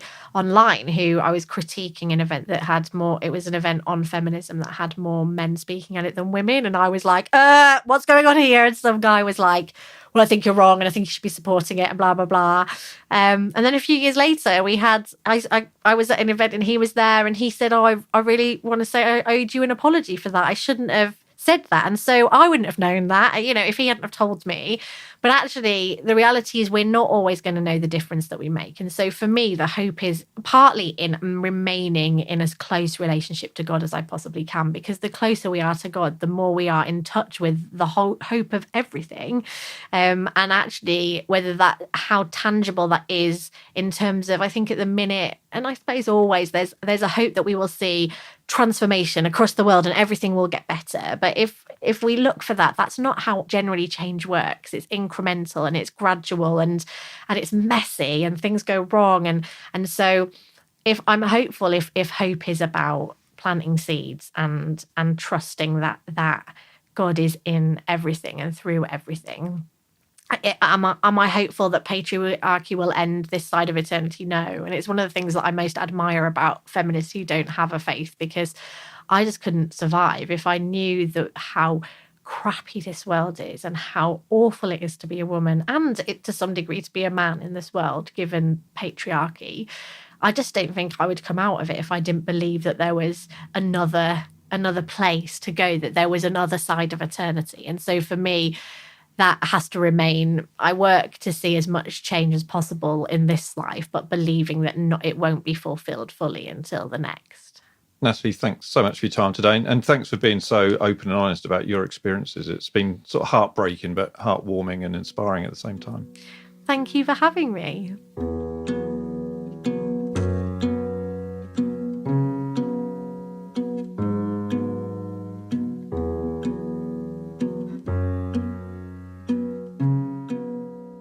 There's a lot to say, isn't there, about that interview? I thought the stuff on the origins of patriarchy was really interesting. I'd kind of just sort of assumed that that was always the way it had been. You know, cavemen went out and wrestled bears and women stayed at home and looked after the cave. But it's much more recent development than that, isn't it? Yeah, I thought it was fascinating that it was all linked to ownership, property, and wanting to pass things on, wanting to have control. Seeing women as a resource. I actually found that quite a sort of a helpful idea for checking how I relate not just to women but to anyone. Just thinking, am I treating this person as a resource? I thought that was quite kind of helpful. Yeah, absolutely. But yeah, it's interesting, isn't it? It was when humans began to settle, and they wanted to pass stuff on. Yeah, very interesting. And I only recently became aware, I'd be interested to know if you're aware of this as a woman. I only recently became aware of how patriarchy has sort of shaped the physical world and how that is really harmful for women. So after I'd read Natalie's book, I came across a book called The Descent of Man by Grayson Perry. I mean, it's one of those books that's just full of observations, but there's just one little observation he made that just sent me off thinking and researching. He made the observation that there are rarely queues outside men's toilets, and there are always long queues outside women's toilets, particularly at events and stuff. And I was arriving at St Pancras Station when I was reading that, and there was a massive queue outside the women's toilets, and there was no queue outside the men. And he said, "Do you ever wondered why that is?" And he said, "It's interesting that the vast majority of architects are men." That is interesting. That is really interesting, isn't it? So I started doing some research and I came across a book. I didn't read this book, I just read the review, and it was called Invisible Women, Exposing Data Bias in a World Designed by Men. This is so interesting. So they discovered that medical data around heart attacks is based on male symptoms. So clinicians are much more likely to miss heart attack cases in women. Women fought in Iraq and Afghanistan wearing body armour that was designed for men, so they were much more likely to be injured than a man was. That's crazy, isn't it?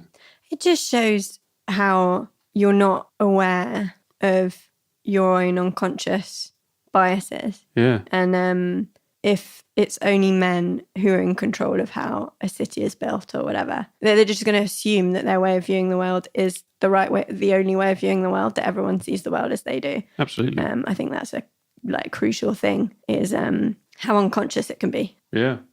In 2011, there was a study done that discovered that female drivers in crashes are 47% more likely to sustain serious injury than men and 71% more likely to sustain moderate injuries than men. Do you know why? Why? Because crash test dummies are modelled on the average man. That's bonkers, isn't it? Yeah. Smartphones are designed with the male hand in mind, even though women's hands are on average an inch smaller than men. So women find it harder to use smartphones than men. That seems like one of the least offensive effects of the patriarchy, I have to admit. And women have a lower metabolic rate, and so they prefer up to 5-degree cooler temperatures than men, and yet office temperatures are based on the average man. So women office workers generally feel colder than men. Yeah. Crazy. Did you experience that when you were an accountant? I'm always cold. Yeah, well, there you go. Yeah. I had no idea. It's just the air we breathe, isn't it? Patriarchy is just the air we breathe. That's what culture is. Yeah. We're just unaware of it, aren't we? Yeah. And then someone makes an observation and the veil is lifted. Yeah. And you just think, this is insane. Mm-hmm.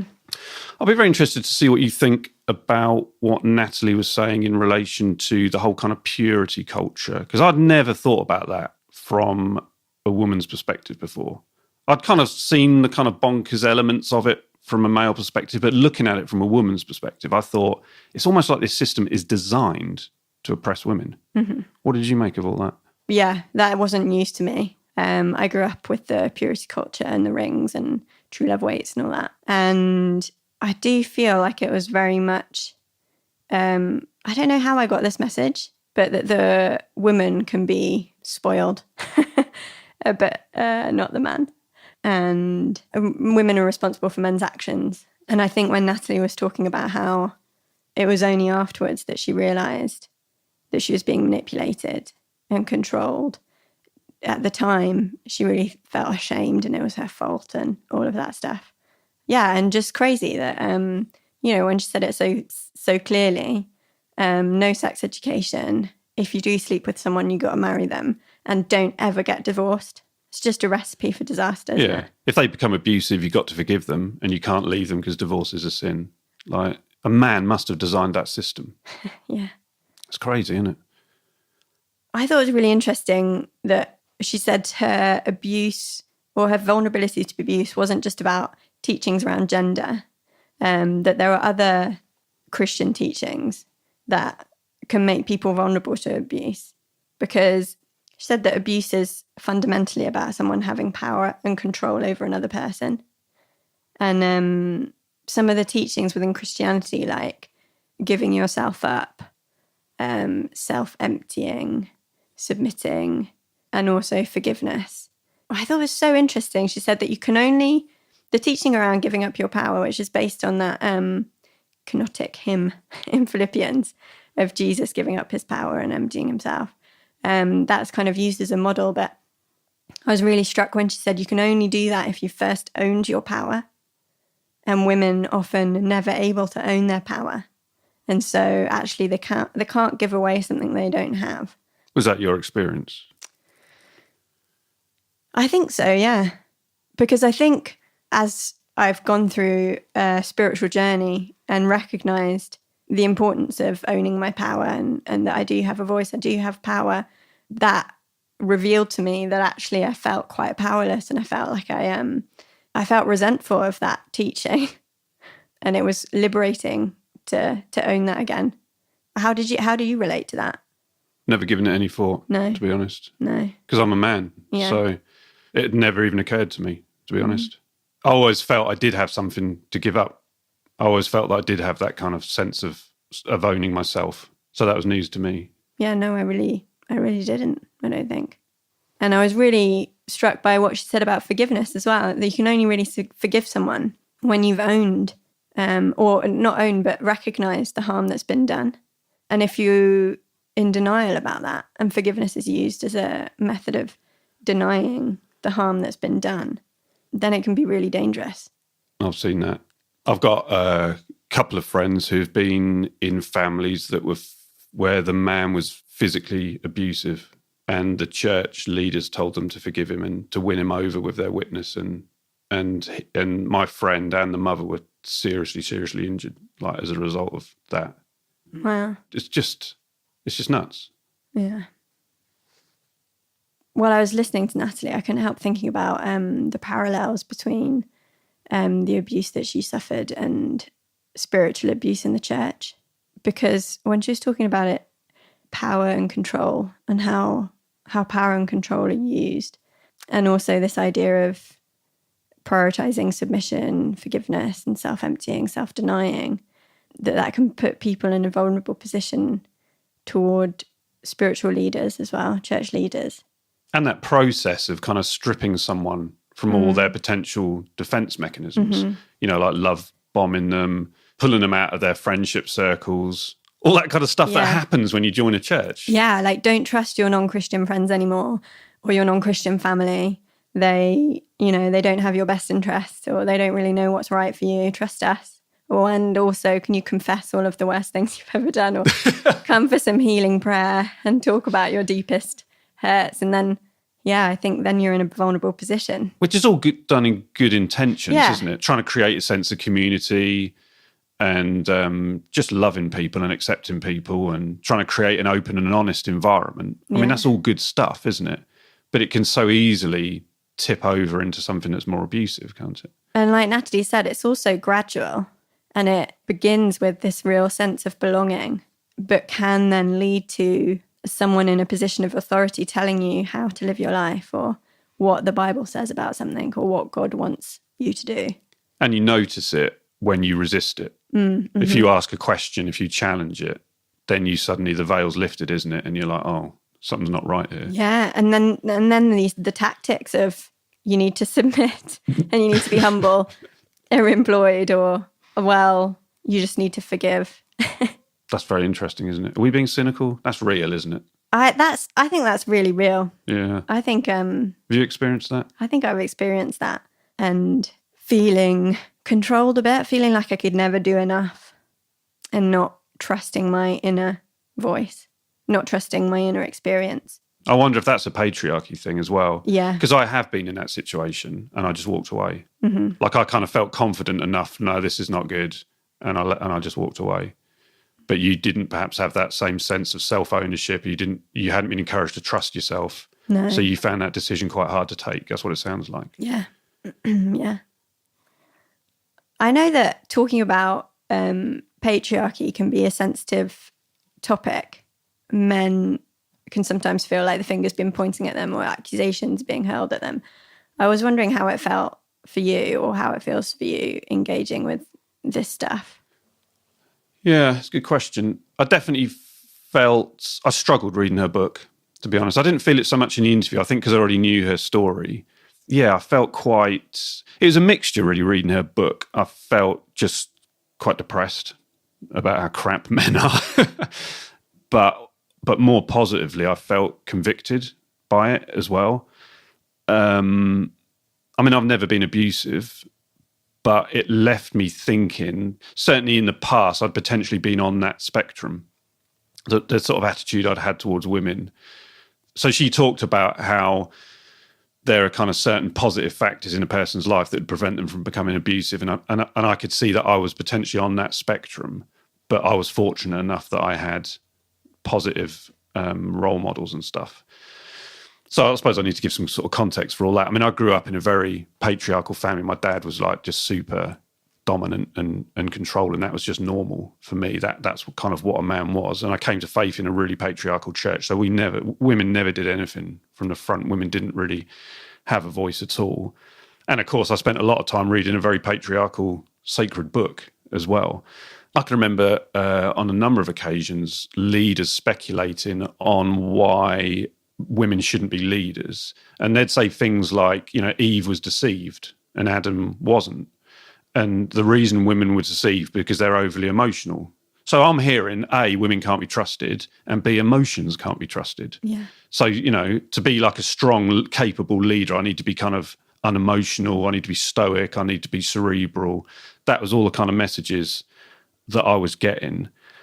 And so I think if I'm honest, I grew up not really respecting women very much. I think if you'd have asked me, I'd have said I respected women, but like emotionally, I didn't feel that. I don't think, and I don't think I trusted women, not just because other reasons as well. There's always there's always all kinds of variables, isn't there, and influences.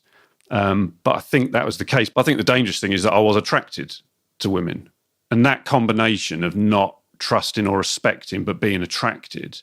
That's why, as I read her book, I thought, gosh, I was potentially on that abusive spectrum.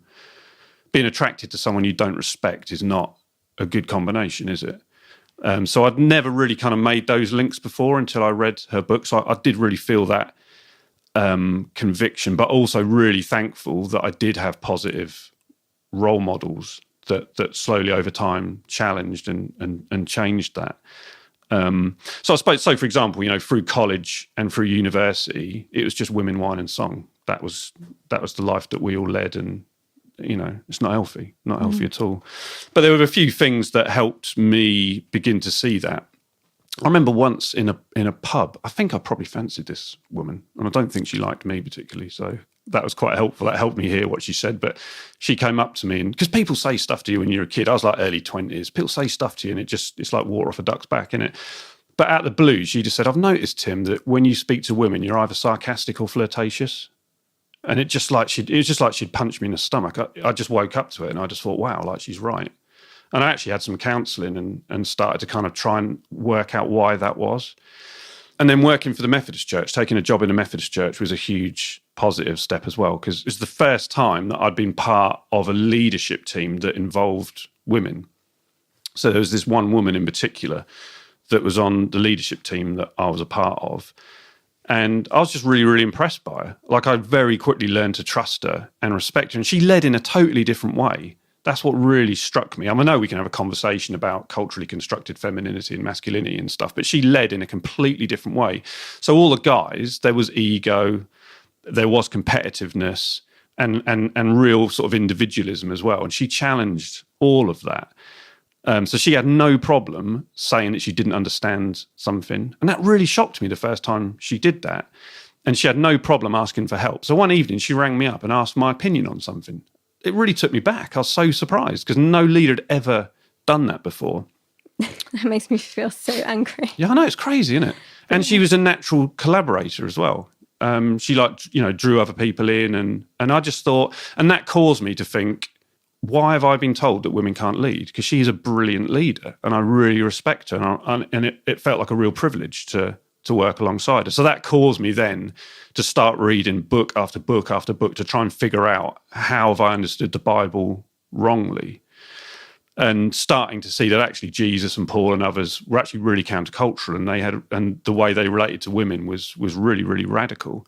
And I think that was the point where I really noticed patriarchy, is when my theology changed, and when I started telling people about that, there was massive resistance and massive pushback. So all my old kind of conservative evangelical friends, I just ended up having furious, like, kind of rows with them because they just resisted it at every point. And then I started to think, what is going on here? Like, why are they not as excited as me to kind of discover this? So that was a big turning point. And then getting married, was huge because I learned to trust Hannah. And I learned to respect her. So that was huge as well. And if I'm honest, just the last year working with you as well, like, just seeing how you being a part of Nomad has changed the field, has changed the atmosphere of Nomad, and people that weren't speaking are speaking, and people are, in the listener lounge and the book club and the people who get in contact, just how your voice has kind of changed that. So I'm still very much a work in progress, it's still, because like, even though intellectually, like, your beliefs can change, often your feelings, your emotions or mine can sort of lag behind that. So it's still something I'm sort of working on now, but Yeah. What about you? When did you sort of become aware of patriarchy? Before I go into that, I just wanted to touch on something you said before about the book making you feel quite bad as a man. And I think it's really important to recognise that patriarchy is a system. I mean, I don't know how people feel about principalities and powers, but that's kind of how I think about it. It's this kind of spirit or system. It's not men that are the problem. It's this system that we're socialized into. Even as a woman, I feel like I've collaborated with that or participated in that in different ways. You can't not, can you? No. That's all you know when you grow up, isn't it? Now I kind of think about it as a feeling I get when I'm in an environment that makes me feel something inside of feeling patronized or small or condescended, or like I don't have a space there, or I don't have a right to be in a space or say something. It's this feeling that I get if I'm with a group of people or a certain person talking, or it's hard to put my finger on it. Had you always been aware of that, though? No. So what happened that kind of No, like... I really haven't always been aware of that. I think I actually grew up in a context that did encourage or said that women could be equal leaders with men, but that wasn't actually demonstrated in practice. So all of the senior leaders were men, and women would play supporting roles or have separate ministries, and often, let's be honest, around children and families work, parenting, all of that stuff.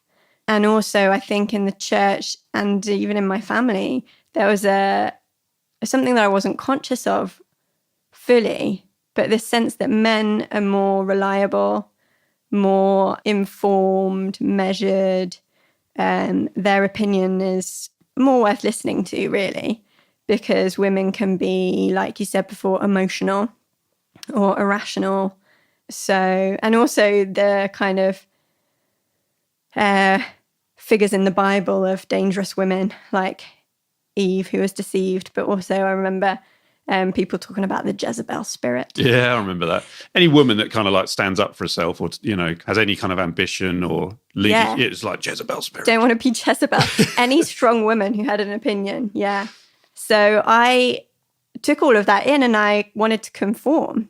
So I really wanted to be well-educated, well-informed, rational, have the right opinions about things. And I kind of took on that message that I shouldn't listen to my emotions, or shouldn't trust my emotions, and I shouldn't trust my body. I think the irrational thing is when you're acting on gut, or I think it is about being able to know things in your body. And those are things that I'm now learning to trust, like learning that my emotions and what I feel in my body, what my body's telling me, are really helpful ways of knowing. Because before I came to that realization, I think I was trying to conform to this patriarchal system and try and get ahead in it. And yet, as a woman, never felt that I really could express my opinion or had the confidence to challenge authority figures. So all of this critical thinking was just really going on under the surface in my own head or with trusted friends. I really felt it was difficult to voice my opinion. Like you said earlier about working with a woman who modeled a different style of leadership, I got very frustrated with leadership that wasn't consultative, that wasn't asking for other people's opinions, trying to see things from other people's point of view, or that was kind of like, yeah, no, we've got the right way to do this. We just need to get other people on board, which didn't mean listen, bring them around. Maybe it just really meant convince them that our way is the right way. And I think my way of realizing that was going through a hard time and then experiencing some kind of spiritual liberation from that. Experiencing maybe that I was created good, experiencing that I didn't need to conform to that system anymore. And that slowly showed me the ways in which I felt less than, small, condescended, patronized. And I was suddenly really aware of that feeling. And I still struggle with it. I definitely still struggle with it now. I have that feeling and just think, just don't say anything, just shut up, just stay small. But it's just learning to identify it and how to work through. Probably need more therapy. I don't know. Yeah, that's what I was sort of left thinking. Because it stunts your growth, doesn't it? Mm. Because I kind of bought into that culturally constructed idea of what being a man is. And I just feel that it's just left me a very one-dimensional person, not really listening to women and not trusting emotions, trusting my gut, trusting my body. Mm-hmm. It's just left me really sort of impoverished, I think. And even though like intellectually my views have changed, it's the rest of me hasn't sort of caught up yet. So, for example, a number of people over the years have picked us up on the fact that we have a lot more men on Nomad than women, for example. So probably about 3 years ago, I started to think, we need to address that. But I was still addressing it because I thought it was the right thing to do. Not because I really, if I'm honest, not because I really wanted to listen deeply to what women were saying. I just thought, well, yeah, like intellectually, I thought that's the right thing to do. We need a better gender balance. So I started to try and address that. But even just in the last couple of years, actually learning to actually listen really deeply to women's experiences has been massive for me and really sort of transformative, And like I said, it just made me realise just how much I'd lost over the years by not being encouraged to do that. So like I said, even just in the last year, just having you on Nomad and listening to your story and seeing how other people respond to that, just thinking like, we miss so much over the years by not doing that, But it's so deeply ingrained, isn't it? It's really hard to shake it off. It is, and it's another thing that really opened my eyes to it all was doing an essay and reading about feminist post-colonial readings of the Bible. And that really opened my eyes to how positions of power in society really affects how you view the world and how you view other people. And it's not just about the patriarchy, it's about colonialism, it's about class. It's this massive interconnected network. And reading around that really made me, like you say, understand the need to listen to people who are on the underside of that power listen to people who are excluded from that privileged position, because I'm a woman, but man, am I privileged, like through my education or like in so many ways. And just recognizing how much that influences unconsciously how I view the world, how I respond to ideas. So yeah, that's a journey I'm still going on. I feel quite excited about that, because I feel like there's this whole world of learning to be done, and it's a liberative learning. I'll be interested to know what your experience of doing Nomad has been, because right off the bat, you know, that first episode that we did together with Daniel Schroyer, you were telling your story and the sort of transformation you'd been on. And so did you find that difficult to just suddenly have a voice that, you know, potentially a lot of people are listening and paying attention to? Yes and no. Yes, I find it very difficult to, it was a completely new thing for me to be willing to share of myself with lots of people. And it's something I still struggle with, even, you know, participating in the Facebook groups. No, in that you almost don't realize because you're sitting in a room with some microphones. And I feel like you've been really encouraging. And I need that, like, I need that encouragement to be able to share my story. And I feel like I didn't get, you know how I talk about it, it's that feeling you get of being condescended or whatever. You didn't give them that feeling at all. I think you're quite countercultural in how willing you were to kind of listen and also invite me to do more stuff or listen to my opinion, listen to my advice.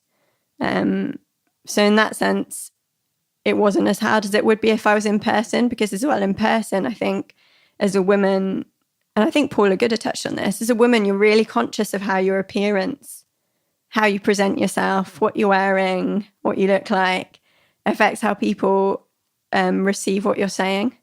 Because there's a million judgments. I mean, this is true for men as well, but I think even more so for women, there's a million judgments people make on your reliability. So being in this environment of just sitting in a room that feels very safe, it's easier for me to get across that barrier. Does that make sense? Yeah, it does, yeah.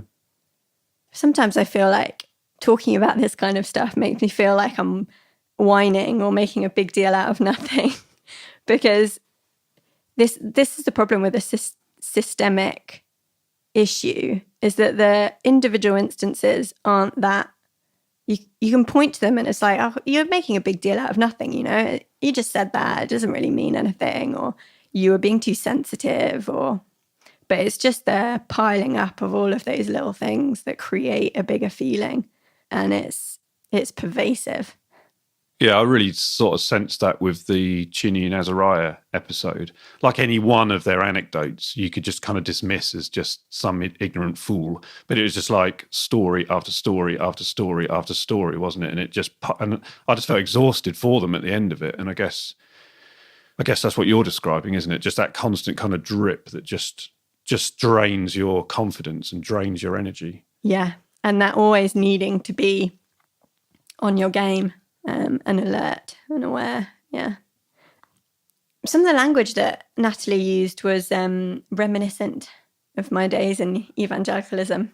How did you feel about how she described her experience? I was definitely aware of it.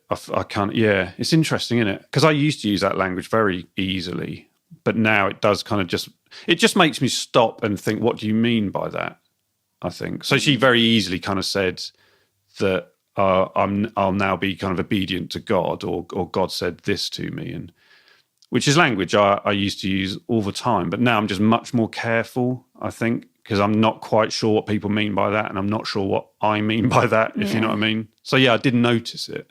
Yeah, I think when she said this is, you know, God said this directly to me, I think I just felt that nervousness of like, where is that coming from?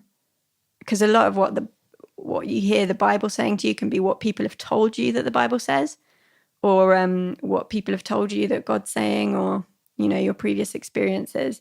But then I kind of thought, well, actually, I probably feel the same as her, but I just wouldn't say it in that language. I'd probably say something like, I've had an experience that I can't really explain, but I can't deny it. And it's changed who I am and how I feel. And I trust in that experience. It's just language, isn't it? Yeah. Because I'm very comfortable with language of mysticism. Yeah. And that's basically what she was describing, but she was just using evangelical language to describe. That's the impression I got, that she was talking about mystical experiences. It wasn't some authority figure that was telling her God saying this or you need to do that. It felt like it was something more personal, more internal than that. And it was an experience of liberation. It felt like it was an experience of liberation that at the same time is a commitment to God, who is always leading you on the path of liberation, rather than an authority figure who is lording it over you. Yeah, for her, it was definitely an experience of being set free, wasn't it? Yeah. I thought it was very funny when she said that she was only going to refer to God as a woman for Lent. And then how she said she felt that God was more nurturing as a result of that. But then she sort of admitted that she doesn't have that kind of essentialist view that men are this and women are that anyway. I thought that was really interesting. So she's almost having like a culturally constructed experience of God as a woman, Yeah. which I thought was very funny. But it did lead me to think, I still don't know what I think about that. I mean, I still definitely think that the way we understand masculinity and femininity is largely culturally constructed. But I don't think I'm entirely convinced that there's no inherent differences between men and women, mainly just because I've more and more become convinced that we're embodied holistic creatures. And you and I have very different bodies. We have a different mix of hormones. Our brains are wired slightly differently. So as a kind of an embodied holistic being, that must affect us on a deep level. But I just don't know how it affects us or to what degree it affects us. But I don't think I'd go as far as to say there's no inherent difference between men and women. Yeah. I think I don't really know what I think about it either. It makes me think of the experience of motherhood as well, and what that means for femininity. I think when I was doing therapy, viewing God as a mother was really helpful to me.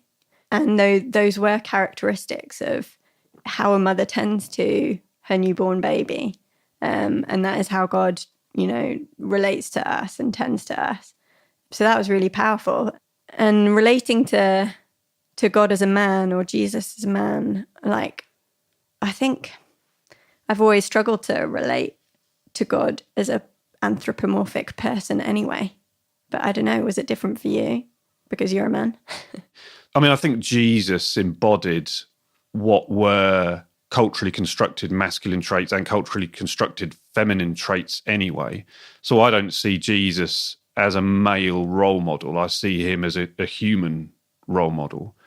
And I think for me, following Jesus is increasingly meaning to embrace those aspects of my personhood that I'd suppressed and ignored, those things that would be considered feminine.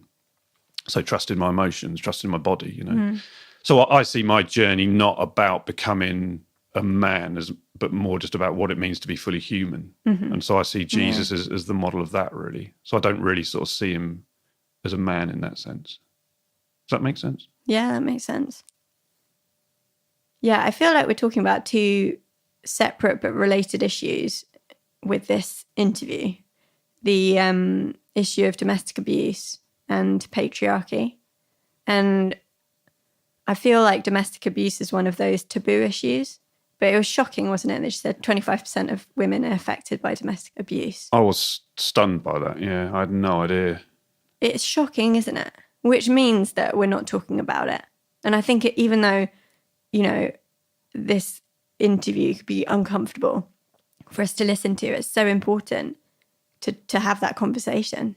And the uncomfortable conversation about how the system of patriarchy affects how prevalent it is, what the links are. I mean, I don't know how you felt listening to that. I think my initial response was possibly like, oh no, it's separate things. Patriarchy's bad, but it doesn't lead to abuse. I definitely felt that when I read her book. I felt that really strongly. I actually felt myself resisting that connection quite strongly. And all for a good chunk of the book, I was mentally arguing against it. Sort of by the end of the book, well, certainly by the end of the interview, she'd kind of won me round. But I really felt that resistance when I was reading the book, yeah. But if patriarchy is about ownership of people as resources, then that's a dehumanizing relationship. And it's easy to see how it can lead to all kinds of different abuse, including violence. Yeah. So I think, you know, it's important that we don't just shy away from stuff that makes us feel uncomfortable like that. It's difficult to listen to, but it's important, isn't it, to hear those stories? Mm-hmm. Yeah. There's just so much to talk about, isn't there, on this? I feel like we've only scratched the surface. Maybe it'd be worth doing more on patriarchy. But like even just stuff like she was talking about attachment theory and the Bible. That's the problem with Nomad, isn't it? Every episode you're just like, oh, we need to do another 10 episodes on this. Yeah. It's just opening up a conversation, isn't it? Yeah. That's how I see it. Yeah, if you want to talk more about it, head on over to the Listener Lounge. Yeah. That this issue's cropped up a number of times in Listener Lounge already, That's hasn't true, it? yeah. So it'll be interesting to see whether some of those discussions get started again. Yeah. Very interesting. Thank you, Natalie, if you're listening. So I think that's it for this episode. I've got a couple of people simmering, but I don't know exactly how that's going to pan out. So I don't know who's next. But someone will be next, and we'll see you with them in 2 weeks' time. Until then, beloved listener, goodbye. Goodbye.